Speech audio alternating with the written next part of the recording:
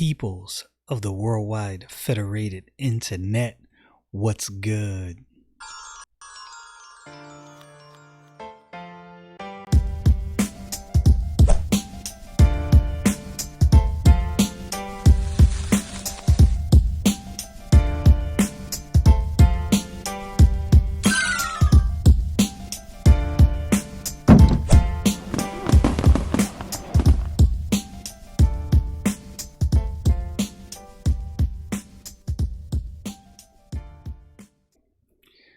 All right, so as if 2020 just was not weird enough, on top of everything, we had to have an election in 2020. We should have known that this was not going to be any normal election. So, Project Veritas has a lot of whistleblowers. Over the past year, I would say they've gotten whistleblowers from tech companies and some other different companies about various issues. And as far as trusting sources, I would say that Project Veritas is one of those news agencies that when they say something, they probably have something to back it up. James O'Keefe, who runs Project Veritas, has been sued several times. And if I'm not mistaken, he's won all those lawsuits minus one, if I got my facts straight. That says something. That really says something. If you're a news organization and you have an apparatus of other organizations against you and they bring lawsuits against you to try to shut you up pretty much, and you keep winning, yeah, you're probably doing something right.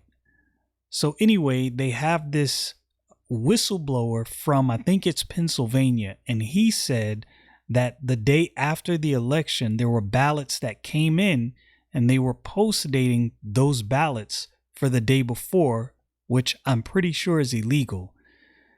So from the way I understand it, all the ballots are supposed to come in on election day, and anything that comes in after election day is not accepted. I could be wrong. Check Pennsylvania law, and it might be different, but I'm pretty sure that's what they were saying. At any rate, this guy's signed a sworn statement with Project Veritas. He confirmed that yes, there were ballots being post-dated. He was interrogated by an FBI agent, and Project Veritas actually has the audio of that, some of that interrogation. I'm sure they probably have the whole thing, but I've only heard clips. And in one of the clips, you can hear the FBI agent pretty much telling this guy that there's a lot going on. I guess a lot of people are busy because of all of these allegations. And he's saying, I'm going to kind of press you. When people are under pressure, they often change their story. He was pretty much, if you listen to the audio, he was trying to get this guy, this U.S. Postal Service worker, to change his story. Now, he didn't change his story.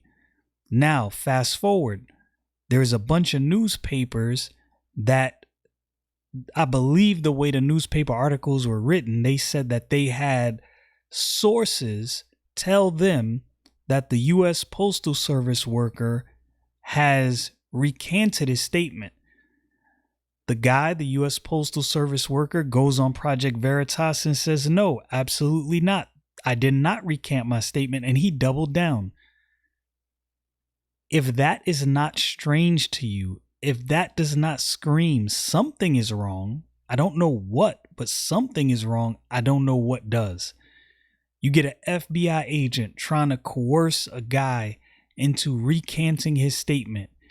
You get the news media saying leaked sources tell them that this guy, this Postal Service worker, recanted his statement, and the Postal Service worker comes out and says, no, absolutely not. That is not what happened, and I stand by what I said. What does that say to you? I'm not a rocket scientist. I was born in the day, but I was not born yesterday. If all of the media is trying to convince you that this dude recanted on his statement, if there's an FBI agent trying to get him to say something different than what he said in his sworn statement, and a dude still sticks by his story, and yet the news media comes out and says, nah, he recanted, and then he has to come back behind them and say, no, that's not true. What the heck is going on? We should all have questions right now. I don't really have much else to say on that. I just wanted to at least bring that up because I know stories like this don't really go widespread. You're probably not going to hear this on many mainstream media outlets. And I think this is probably something that we should probably look into. We should probably get to the bottom of this and know what happened and what's going on. I know for whatever reason, some people don't want to get to the bottom of it. But as I said before, and I will say again, we have got to get this right. Whatever happened during this election, whether it was shenanigans or whether it wasn't no shenanigans, we definitely need to know. But all the evidence right now is pointing to the fact that there was some shenanigans. Maybe there was widespread shenanigans. We don't know that. Maybe there wasn't. So there's another guy I follow on Instagram, Fleckus Talks. He has a YouTube channel as well. So I guess he looked up something like, I think it's 10,000 names of people who were, I don't know if it was dead people or dead people mixed in with other people who were ineligible to vote. Anyway, from that list of names, he typed in 1,000 names and it said all of them voted. And I believe all of the names he put in there were people who had deceased, and he looked up their obituaries and verified that. Look, man, I'm telling you, something is wrong. Something is wrong. And we need to get this right. If something is wrong, and if this election was stolen, and we allow this, we allow the people who stole the election to get away with it, we'll never have another free and fair election. And maybe our elections have been rigged for years and we just didn't know it. And we're seeing it now. Maybe we all kind of in the back of our minds felt like, I don't know if elections are fair. I've kind of thought that before, but I figured, they probably are. I'm just probably tripping. I don't know. Right now, my guess is telling me that I'm not tripping. I think I got this right. And I think most people who are questioning this got it right. And something is wrong. Me saying something is wrong is not saying that there is some vast conspiracy, but maybe there is a vast conspiracy, and we definitely should be all asking questions and seeking answers. Y'all know what it is. Stay frosty, people.